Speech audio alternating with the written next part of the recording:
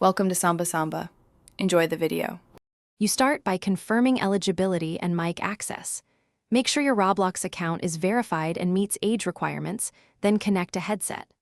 Once done, open Windows Settings, go to Privacy, then Microphone, and allow apps to access your mic so Roblox can use it.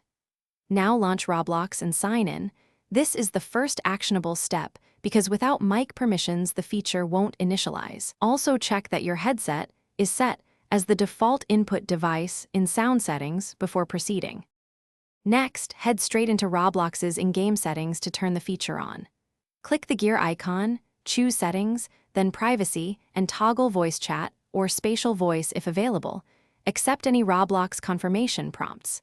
If you're using the web player, also confirm the browser microphone prompt so the site can access audio. Make sure your correct input device is still selected in Windows. These middle steps initialize Roblox's voice subsystem and connect it to your hardware, so take them carefully to avoid permission mismatches. Finally, join a Roblox experience that supports voice chat and use the push-to-talk or open mic control shown on screen. Test with a friend and adjust mic sensitivity and output volume in Windows sound settings to get clear audio. If voice still fails, restart the Roblox client and your PC, then recheck microphone permissions and browser prompts. Reinstall or update your audio drivers as a last step. A key troubleshooting tip: if others can hear you but you can't hear them, verify output device selection.